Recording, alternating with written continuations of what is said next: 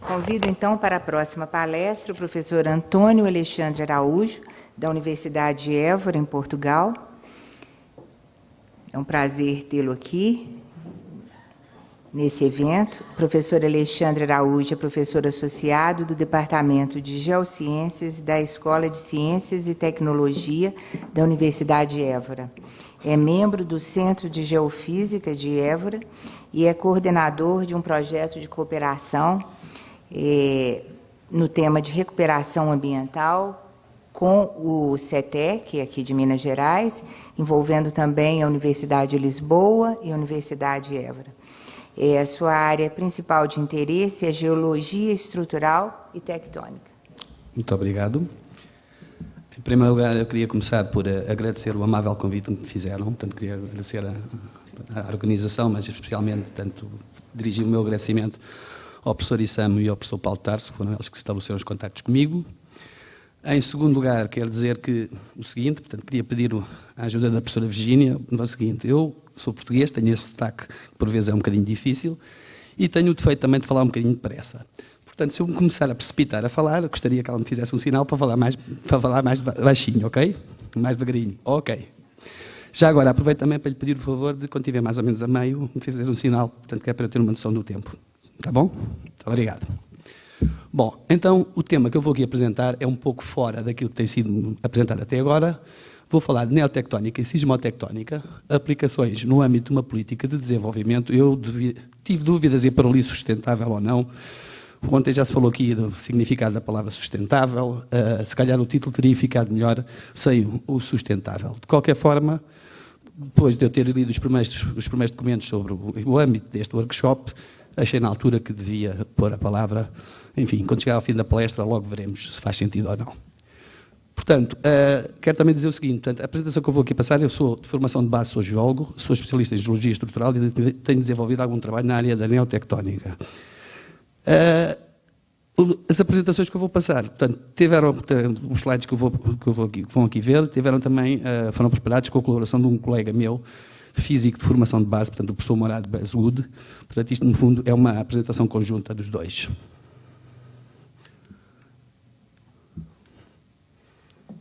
Como é?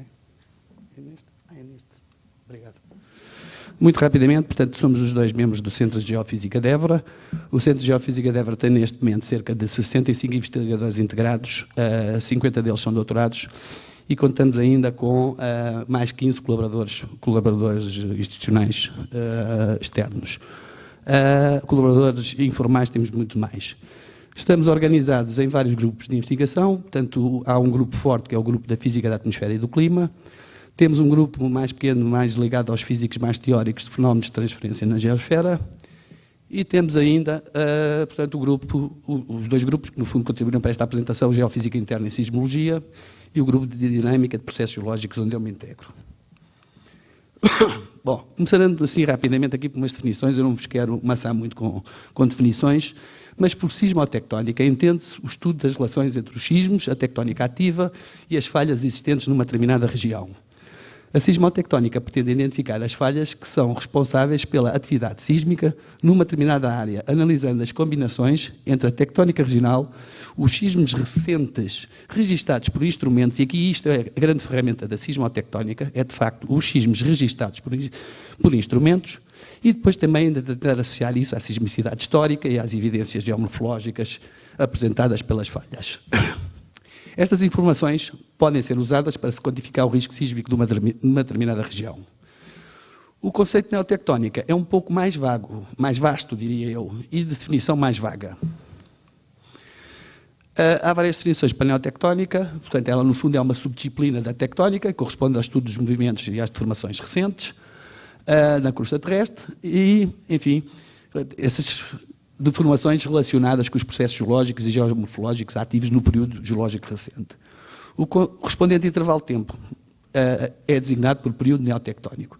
Chama a atenção que a neotectónica, além de se estudar os fenómenos de tectónica recente associados aos sismos, portanto aquilo que chamamos de movimentos rápidos na crosta, estuda também movimentos lentos, estuda fenómenos associados, por exemplo, à subsidência de bacias ou fenómenos de levantamento associados a uplift. A maior dificuldade associada à definição neotectónica relaciona-se exatamente com o limite temporal que devemos considerar para o período chamado neotectónico. Perdão. Associado ao conceito de período neotectónico está também o conceito de falha ativa. Estes conceitos têm vindo a evoluir ao longo do tempo de uma definição mais ou menos cronoestratigráfica, com um limite temporal bem definido, para umas definições mais relacionadas com a tectónica recente de cada região.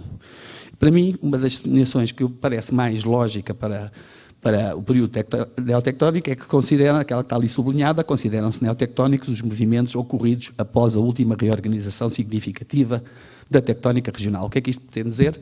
Pretende dizer que para cada região normalmente é possível definirmos o campo de tensões atual, portanto, e vamos recuar nas estruturas geológicas, observando estruturas geológicas com movimentos, com evidências de movimentação relativamente recente, e se essas movimentações recentes, por exemplo, numa falha, forem coincidentes e estiverem de acordo com o campo de tensões atual, então esses movimentos, se forem possíveis de datar, enquadram-se no período neotectónico. O que eu quero dizer é que, no fundo, podemos ter, por exemplo, uma região em que o período neotectónico vai recuar no tempo, por exemplo, apenas 100 mil anos, porque para trás as características da deformação eram diferentes, portanto, para falhas com movimentações anteriores, vamos ver, portanto, cinemáticas diferentes, e há outras regiões em que podemos recuar não 100 mil anos, mas 1 milhão, 2 milhões, eventualmente 5 milhões de anos, e estaremos para essa região à mesma dentro do período neotectónico.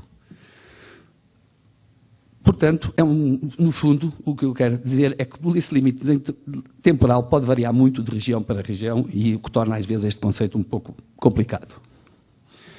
O conceito de falha ativa ainda é mais dúbio e não tem que forçosamente se enquadrar, enquadrado pelo conceito de período neotectónico. Muitas vezes não são coincidentes estes dois conceitos, porque o conceito de falha ativa às vezes está dependendo dos riscos que a sociedade pretende correr em cada situação. Portanto, esses fatores podem ser, por exemplo, a densidade populacional de uma região, pode ser o tipo de obras de engenharia que são construídas numa determinada região e, assim, no fundo, o limite para aquilo que consideramos falha ativa pode variar de forma diferente. Portanto, pode haver um limite temporal diferente.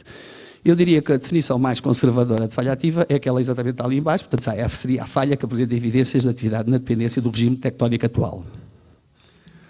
Bom, eu não vos vou amassar mais com definições, ainda há o termo falha potencialmente ativa, falha não provada, falha capaz para o caso das barragens, perdão, para o caso das centrais nucleares, vamos passar à frente relativamente a isto. Para concretizar esta questão do que é uma falha ativa, dou um exemplo seguinte. Portanto, imaginemos, para o mesmo período neotectónico, pretendermos construir, por exemplo, uma moradia naquela zona ali do slide,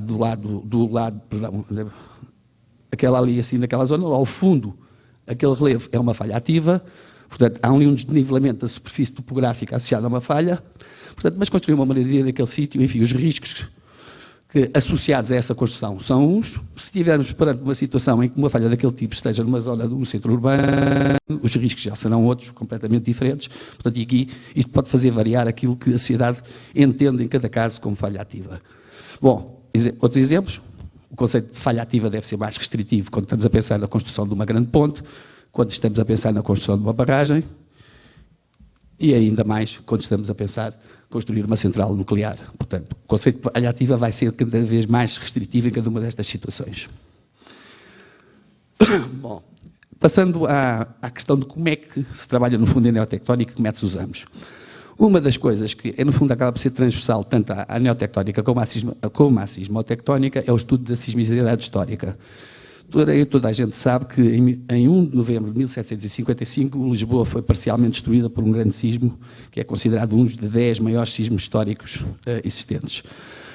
Uma das formas que temos para estudar esta sismicidade antiga, anterior à existência de sismómetros, não é? É o estudo, enfim, dos registros que ficaram na altura. Portanto, há gravuras a mostrar o que é que aconteceu à cidade de Lisboa, a vários palácios, há descrições de cronistas. Devo chamar a atenção que nesta altura era ministro do rei um senhor chamado Marquês de Pombal, que era aquilo que em história eu aprendi, era designado por um déspota esclarecido. Portanto, era de facto um déspota, mas também era esclarecido.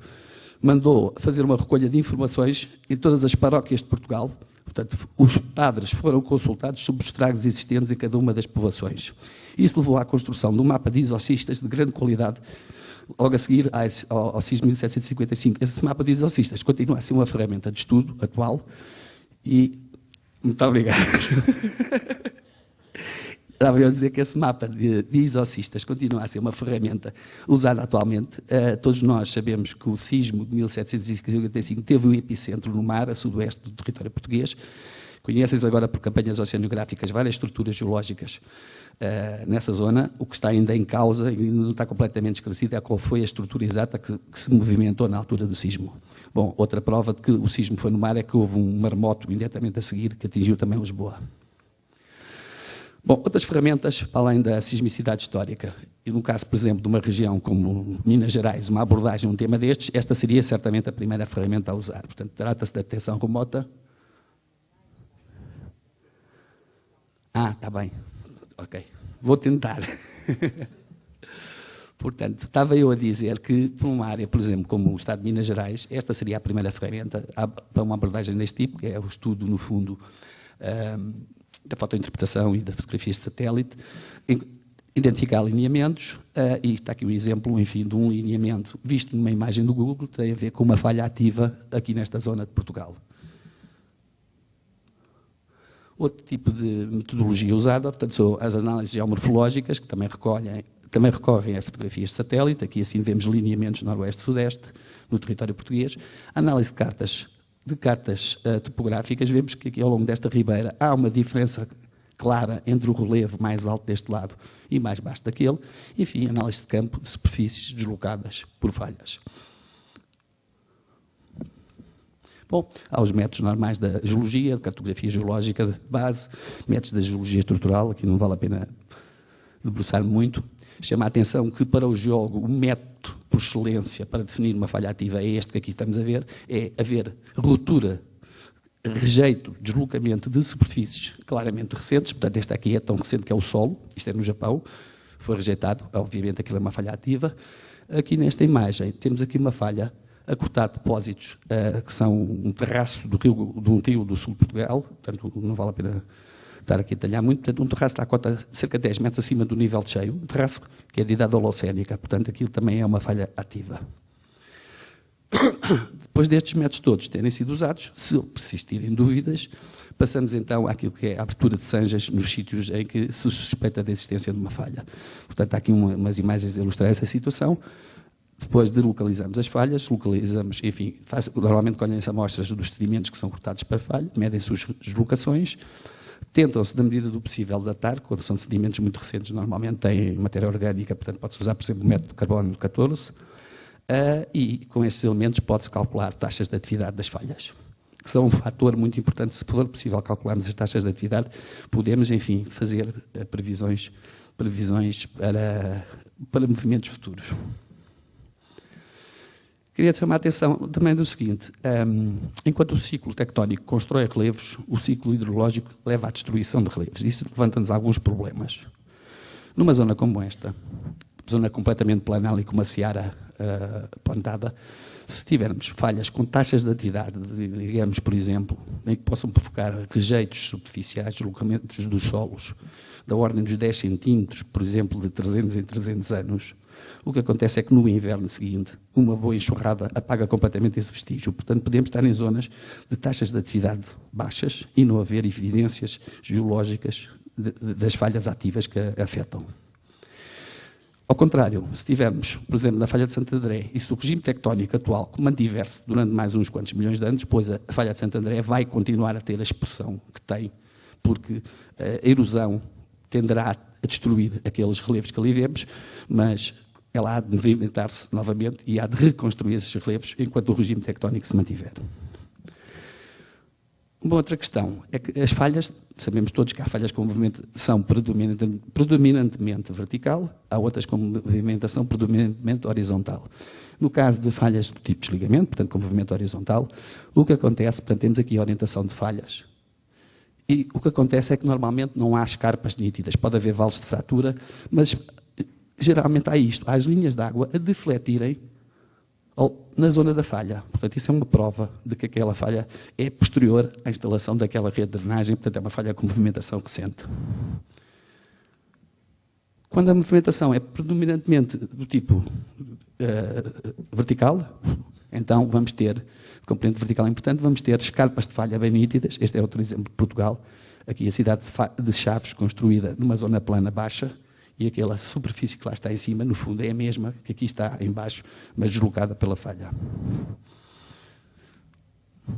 Temos de ter cuidado com o seguinte: há um fenómeno que todos os geólogos sabem o que é aquilo que chamamos de erosão diferencial. Há rochas mais resistentes à erosão, há rochas mais brandas. Neste exemplo que aqui está nesta imagem, temos uma falha antiga, que mexeu provavelmente a última vez no Paleozoico, que separa quartzitos de xistos. Os quartzitos são muito mais resistentes à erosão e o que acontece é que temos hoje uma escarpa muito nítida, associada a uma falha cartografada, só que aquela escarpa não tem a ver com movimentos recentes, mas sim com diferentes resistências das rochas à erosão. Bom, depois temos outros tipos de métodos, podemos usar com a ajuda dos nossos colegas mais da área da geofísica. Prospeção geoelétrica pode-se usar em certas circunstâncias. O georradar é extremamente útil para detectarmos falhas. Por exemplo, aqui nesta imagem está ali uma falha, assim, nesta zona. Isto dá para penetrações até algumas dezenas de metros. Temos os métodos geodésicos, que está aqui um marco geodésico, mas atualmente a geodesia foi revolucionada com a ajuda dos GPS. São métodos muito úteis, por exemplo, para movimentos lentos, subsidência de bacias, coisas do género. Bom, e depois temos a ponte com a sismotectónica propriamente dita. Temos os registros sismológicos, temos a determinação de epicentros de sismos, temos os mecanismos focais, que são uma ferramenta extremamente útil para definirmos o campo de tensões atual. Vou passar agora a apresentação de um caso de estudo.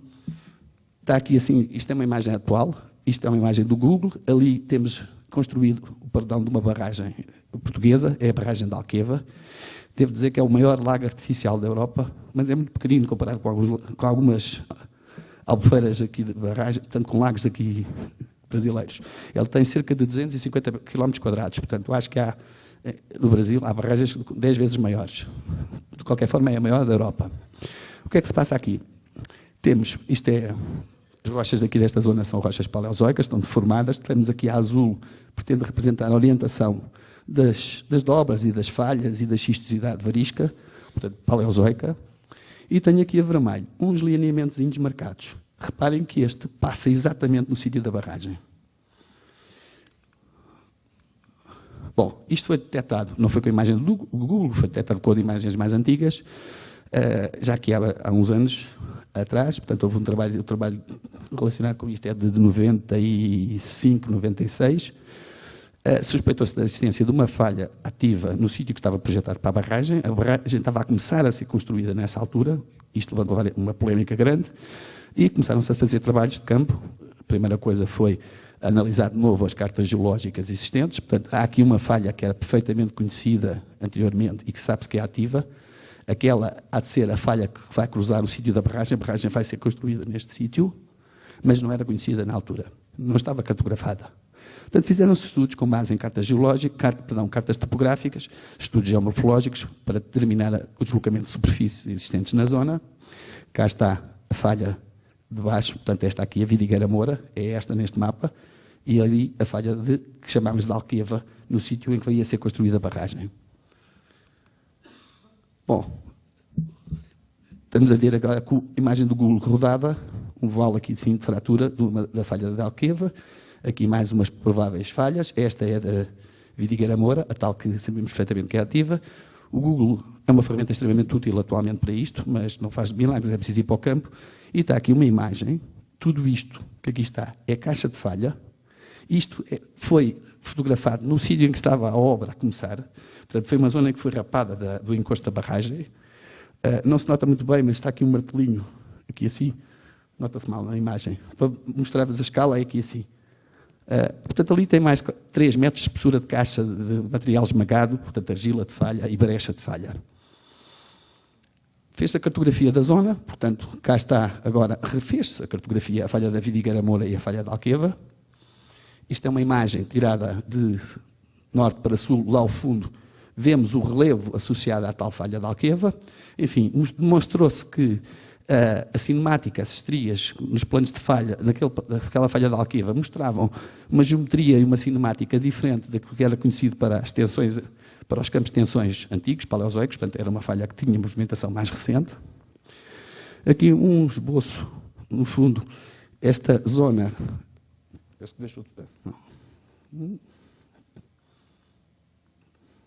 Está a funcionar outra vez.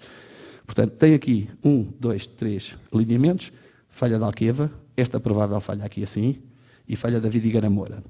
Portanto, como vemos aqui neste esquema, a falha da Vidigueira Moura é um cavalgamento que mete rochas paleozoicas em cima de sedimentos recentes.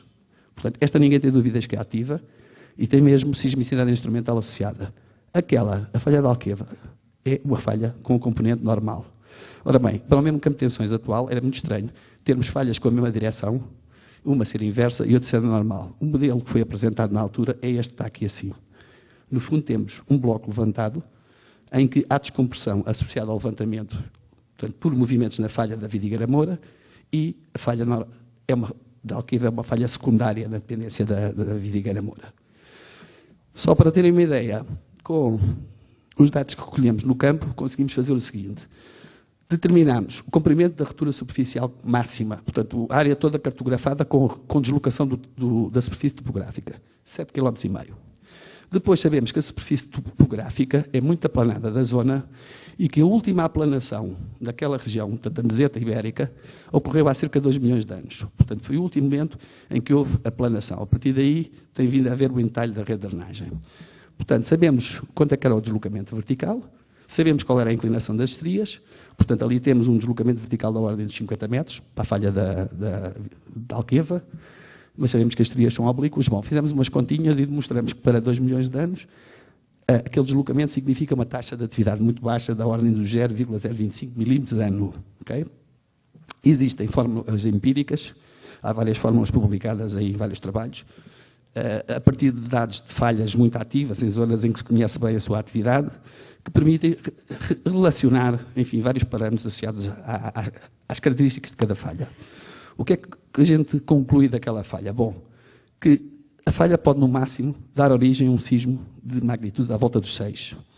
A ruptura superficial máxima associada a esse sismo será da ordem dos 34 centímetros. E o intervalo de retorno é um intervalo de retorno muito baixo, quer dizer, o sismo máximo poderá ocorrer de 13.600 a 13.600 anos. Bom, com estes dados, a barragem foi mesmo construída.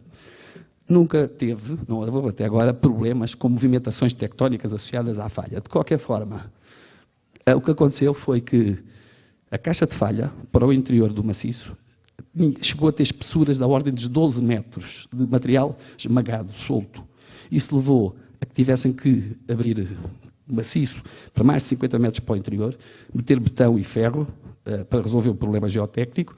E houve uma derrapagem financeira da obra de cerca de 15 milhões de euros, por causa da existência da falha, e ainda está aqui também um exemplo do que aconteceu durante a construção, numa altura de um inverno chuvoso, em 2001, ao longo do plano de falha, as argilas lá existentes levaram a um escorregamento que também prejudicou a obra.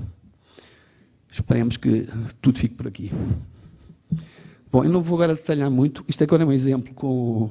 Não sei quanto tempo tenho. Já passou metade? Professora Virgínia? Já tenho metade? Ok? Tá, obrigado. Este é um exemplo de um estudo feito, basicamente, na perspectiva da sismotectónica. Portanto, o sul do país, o sul de Portugal, é das zonas mais ativas e havia aqui uma zona suspeita associada ali à Serra de Monchique, com uma sismicidade persistente, microsismicidade. Instalou-se uma rede de sismómetros temporária para tentar perceber o que é que se estava a passar. O que eu vos vou mostrar a seguir não tem a ver com a questão ali daquela zona, tem a ver com o seguinte, é que pelo facto de termos posto durante cerca de um ano uma rede de sismómetros naquela região, passámos a conhecer imediatamente melhor, muito melhor, toda a sismicidade da região. E o que é que aconteceu? Isto são dados ainda muito preliminares temos dados de um ano, mas estudando apenas os dados do primeiro mês, descobrimos imediatamente este enxamezinho aqui de sismos, de magnitudes muito baixas, alongado, segundo a direção das falhas paleozoicas. Portanto, ali, algures, haverá uma falha ativa, portanto, uma vez que temos estes sismos ali a ocorrer, que será certamente paralela a esta orientação. Bom, ainda não identificamos um primeiro esboço geomorfológico da zona e os sismos que, viram na imagem anterior, distribuem-se ao longo desta ribeira, a ribeira aqui de Oeiras.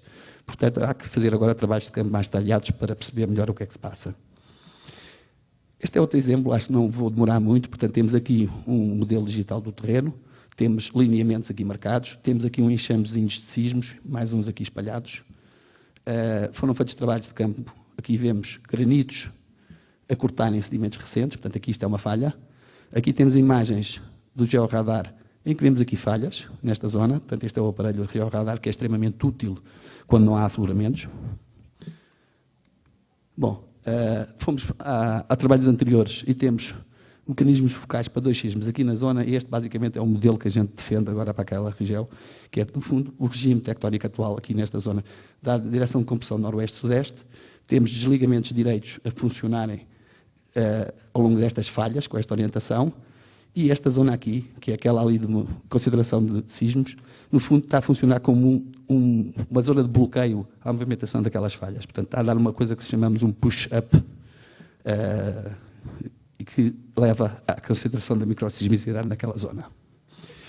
Passaria agora a outra coisa, se calhar mais interessante, aqui para a região do quadrilátero ferrífero, que é a sismicidade induzida.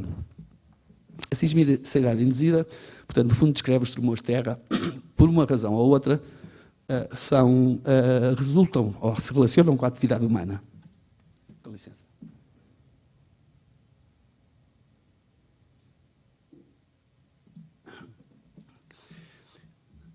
Os sismos induzidos podem ser classificados em acionados, e estes sismos acionados têm a ver quando o campo de tensões local é ativo, portanto, há falhas consideradas ativas, mas que estão sossegadas, digamos assim, porque as tensões acumuladas ainda não são suficientes para gerar um sismo. Ora, por qualquer razão, se a atividade humana acelerar essas tensões, vão despolutar sismos mais cedo, digamos assim, do que o intervalo de tempo que a natureza necessitaria para a acumulação dessas tensões. Depois há os sismos verdadeiramente induzidos, que têm a ver com as regiões tectonicamente estáveis, mas em que a atividade humana levou a que falhas antigas, pré-existentes, venham a deslocar-se e a dar, normalmente, pequenos sismos. Portanto, eu não vou separar o induzido ou do acionado, portanto, vamos falar deles em geral e vamos chamar-lhe induzidos. O exemplo da sismicidade induzida mais conhecido é associado a barragens. Esta imagem é tirada de um livro, com certeza que muitos de vocês conhecem, o Decifrando a Terra, que é um livro brasileiro de geologia geral. E está aqui um exemplo de uma barragem, Cachoeira, acho eu, exatamente, Cachoeira, em que vemos, no fundo, o quê? Um gráfico com o nível da água. Portanto, isto foi na altura em que a barragem foi inaugurada. E o que é que vemos? Vemos quando o lago atinge o nível máximo, começamos a ter uma quantidade de sismos importante daquela zona. Depois, gradualmente, enfim, o sistema se estabiliza e o número de sismos diminui. Portanto, o que se passa, no fundo, é que há um aumento da pressão de fluidos nas fraturas. Esse aumento da pressão de fluidos nas fraturas vai diminuir o atrito ao longo das fraturas e, portanto, vão-se dar pequenos movimentos em falhas pré-existentes. A sismicidade induzida é geralmente fraca, mas há algumas exceções. Esta tabela também foi tirada do mesmo livro e chamo só a atenção para os 2 primeiros exemplos. Em zonas de sismicidade regional muito baixa, temos ocorrência de sismos, um de 6,3 na Índia e outro de 6,2 na Zâmbia. Portanto, nem sempre a sismicidade induzida é de desprezar. Bom, no fundo, a sismicidade induzida é provocada, portanto, por atividade humana, mas essa atividade humana tem que implicar mudanças de tensão nas rochas, mudança, eventualmente, na pressão nos poros das rochas, algumas, eventualmente, mudanças de volume e aplicação ou remoção de uma carga pode também ser uma causa para se dar a sismicidade induzida. Os fenómenos de sismicidade induzida, de facto, estão mais estudados relacionados com as barragens, mas há também existe sismicidade induzida associada à atividade mineira, à extração de petróleo e gás natural. Em casos particulares, há exemplos de sismicidade induzida associada à extração de água e, finalmente, à injeção de líquidos sob pressão em furos. Eu não vou apresentar exemplos disto tudo, vou aqui apresentar um exemplo de um trabalho que foi feito em França relacionado com o estudo da sismicidade induzida associada a poços para o aproveitamento de energia geotérmica, em que se injeta água sob pressão e depois recolhe-se vapor nesses furos. Bom, isto é o contexto geológico da zona, não vou entrar em detalhes, é o Graben do Reno, é uma zona de fluxo térmico anómalo, mais alto que o normal. Escolheram para a implantação dos furos aqui o bordo este do Graben do Reno. Tem aqui um esquemazinho da zona, não vou detalhar. Mais um esquema com os vários furos que foram abertos, no fundo foram 5, houve alguns que tiveram problemas, mas reparem que os mais profundos vão até quase 5 mil metros. Bom, o que é que se fez? Havia uma rede sísmica permanente, que é aquela que está ali na imagem do lado esquerdo, e no ano de 2003 fez-se, enfim, pôs-se uma rede temporária ali assim para monitorizar melhor a zona. E tem aqui um gráfico interessantíssimo para 2003, em que vemos a distribuição da sismicidade em cima versus a variação da pressão hidráulica nos vários furos. Portanto, à medida, nas alturas em que temos pressão hidráulica maior nos furos, vamos ter muito mais sismicidade. Acho que a relação é clara entre os dois gráficos. Portanto, aquilo ali podem ver pela escala que são sismos sempre muito pequenos. Portanto, a verde tem sismos de magnitude inferior a 0,5. A rosa estão sismos entre 0,5 e 1,5 e só a linha vermelha é que marca sismos com mais de magnitude superior a 1,5. Bom, foram revistos os dados dos outros anos, com base na rede permanente, e acaba por se concluir exatamente a mesma relação. Não vale a pena estar aqui a detalhar, portanto, isto são os gráficos, portanto, este gráfico tem a ver com este de cima, este com este, portanto, há cores a pressão hidráulica, em baixo, a cinzento, os sismos, portanto, esta relação vê-se diretamente. O que é que aqui é extremamente também interessante? É a localização dos sismos, dos epicentros. Aquele diagrama dali é um pouco mais difícil de ver, porque está a 3D, tem na vertical a profundidade, direção norte, direção oeste. Eu penso que este aqui se vê muito melhor o que eu pretendo dizer. Portanto, norte, este. Este é uma planta, vista no mapa, no fundo. E reparem, a corzinhas, a preto, são os sismos mais antigos. E depois tem várias tonalidades a mostrar. Portanto, os mais recentes, estes de 2005, estão aqui, estão mais a sul. Isto ainda é mais evidente neste corte. Profundidade, e aqui não se vê, está cortado, o norte fica para a vossa direita. Portanto, os sismos mais antigos, aqui a norte, e uma migração clara da microsismicidade em direção a sul. O que agora é preciso ver é a implicação desta microsismicidade a deslocar-se no tempo e no espaço, que fenómenos pode vir a ter, que implicações pode vir a ter nas falhas ativas conhecidas ali para a zona. Portanto, esse será o passo seguinte. Bom, apresentei vários exemplos de Portugal. Isto é o enquadramento geológico de Portugal, é para também terem uma ideia. Enfim, vamos comparar agora com o Brasil. Contexto geotectónico, temos aqui a crista média atlântica, os Açores ficam aqui. Isto é a fronteira de placas. No fundo, aqui chamamos Açores Gibraltar, nesta zona. Mas depois continua para a fronteira de placas entre a Eurásia e a África. Como se vê pelo mapa, de facto, a parte sul da Península Ibérica é uma zona bastante ativa. Passando a este mapa construímos com base nos dados disponíveis na internet do International Seismological Center. É um mapa que está certamente muito incompleto, porque não tem aqui, enfim, a informação das redes de sismologia brasileiras, mas dá-nos uma ideia clara de que, se calhar, o Pedro Álvares Cabral até era especialista em neotectónica, escolheu bem onde desembarcar, portanto, quando descobriu o Brasil. Portanto, as outras áreas, portanto, a costa toda pacífica, com toda aquela atividade do Caribe lá em cima também, com aquela mancha enorme de sismos. Mas o Brasil, aqui assim, parece um verdadeiro deserto em termos de sismos. Bom, todos nós sabemos que as áreas cartonizadas, os escudos pré-câmbricos, são a partir de regiões muito estáveis do ponto de vista tectónico. Eu não tenho, enfim, não sou minimamente especialista de neotectónica aqui do Brasil, sei muito pouco, tive que me preparar para dizer aqui algumas coisas para esta apresentação. Tenho apenas uma ideia muito vaga sobre a atividade neotectónica em Minas Gerais, no quadrilátero ferrífero, e começaria por apresentar este mapa. Aproveito para agradecer o professor Paulo Tarso, mandou-me alguns elementos, este mapa mandou-me pelo correio eletrónico. Isto é um esboço, no fundo, diz ali em cima que é uma primeira aproximação portanto, as estruturas no território brasileiro com indícios de movimentação quaternária. Eu chamo a atenção para o seguinte, isto é um esquema adaptado do mapa tectónico de Portugal. Mas estes mapas não estão à mesma escala. Se eu os pusesse à mesma escala, o que é que eu vos posso dizer? A largura máxima de Portugal é da ordem dos 200 km. Aquela barrinha que está ali, que é a escala, é de 300 km. Portanto, Portugal aqui ao lado do Brasil seria um retângulozinho minúsculo aqui nesta zona. Agora reparem a densidade de falhas num mapa e noutro. Portanto, de facto, o Brasil têm a sorte, portanto, os brasileiros têm a sorte de estar num território bastante estável deste ponto de vista. O professor Paulo Tarso também me enviou 2 ou 3 recortes de informações, portanto, de jornais. Eu não vou estar aqui a ler, até porque eu próprio simplifiquei o texto. O que está aqui é apenas um excerto da notícia, mas chama a atenção para o que está aqui sublinhado. Portanto, isto era a propósito de um sismo que ocorreu em março de 2009, um sismo de magnitude 2,8, portanto é uma coisa também, um sismo pequenino. Nos últimos anos foram registados tremores em cidades próximas da Grande Belo Horizonte, principalmente Nova Lima, Sete Lagoas, Pedro Leopoldo, Vespasiano, São José da Lapa, locais onde ocorre extração de minério.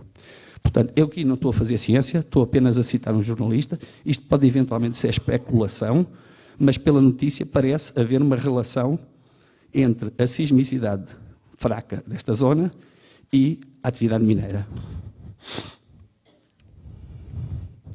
Uma outra notícia, este é de um sismo de 2005, em que o jornalista contacta um colega do Observatório Sismológico da Universidade de Brasília. Há informação que, enfim, desde 1855, eu que tenho dúvidas se isto é de 1855, provavelmente é um erro de jornalista, porque deve ser 1955, porque não há sismómetros com certeza instalados no Brasil nesta altura. Então sei que esteja a falar de sismicidade histórica. Enfim, houve 115 abalos sísmicos num raio de 100 km a partir de Nova Lima. Esta informação é uma. Agora, o colega da Universidade de Brasília diz que, em princípio, o sismo foi por causa natural, mas irão ser feitos estudos para identificar outras eventuais causas do tremor, como, por exemplo, a atividade mineira. Portanto, fica a dúvida. Isto foi uma curta pesquisa que eu fiz na net, em que encontrei um trabalho, portanto, aqui apenas o resumo, estão ali os autores, e o que é que aqui é interessante? Fala-se da existência também, de facto, de sismos induzidos, fala-se de, enfim, a abordagem é sismos todos em Minas Gerais, mas depois foram calculados mecanismos focais para 2 ou 3 sismos que mostram que a tensão horizontal máxima está entre este-oeste, noroeste, sudoeste. Ou seja, depois aqui veio a seguir a conclusão, é que estas tensões horizontais estão de acordo com o contexto geotectónico do Brasil, ou seja, com as fronteiras de placas existentes, especialmente, no fundo, com a fronteira do lado do Pacífico. Não é? Portanto, levantando a questão de que parece haver também alguma sismicidade associada à tectónica regional. Portanto, não são só... O que eu posso dizer é que, fico na dúvida, haverá só sismos associados à atividade humana, portanto, só sismos induzidos. Haverá sismos, de facto, eventualmente não serão, esses sismos não serão associados à atividade mineira e serão, enfim, sismos naturais, ou provavelmente o mais natural é que haja sismos dos dois tipos. Bom, eu estou a terminar, estou mesmo a chegar ao fim. A neotectónica e a sismotectónica são domínios científicos fundamentais para a prevenção dos riscos no âmbito de uma política de desenvolvimento sustentável. Essa prevenção abrange fenómenos naturais, mas também, portanto, os sismos induzidos pela atividade humana. Eu chamo a atenção do seguinte: a monitorização permanente de uma zona é a forma, no fundo, fundamental para conhecer os riscos reais que temos.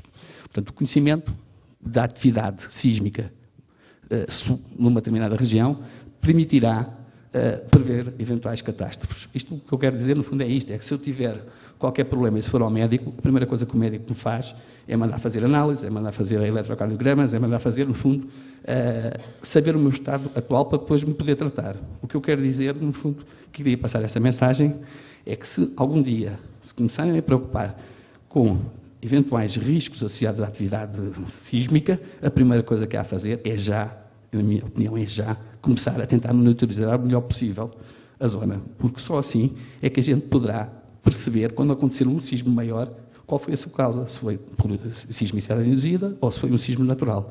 Portanto, enquanto tivermos falta de informação, é extremamente complicado. Portanto, o médico não faz o diagnóstico antes de ter as análises. Portanto, este é o slide final. Eu quero dizer o seguinte: eu conheci o Brasil pela primeira vez, vi ao Brasil pela primeira vez no ano 2000, que foi o Congresso Internacional de Geologia no Rio de Janeiro. Nessa altura fiz 15 dias de férias no Nordeste, e desde essa altura eu acho que me encantei com o país. Já cá vim de férias mais 5 vezes. Portanto, a mensagem que eu queria deixar é que temos a obrigação de preservar o nosso património para as gerações futuras, tanto o património natural como o edificado. Aqui a cidade de Ouro Preto é um ex-libris em termos de património edificado. E pronto, ficaria por aqui. Muito obrigado pela vossa atenção.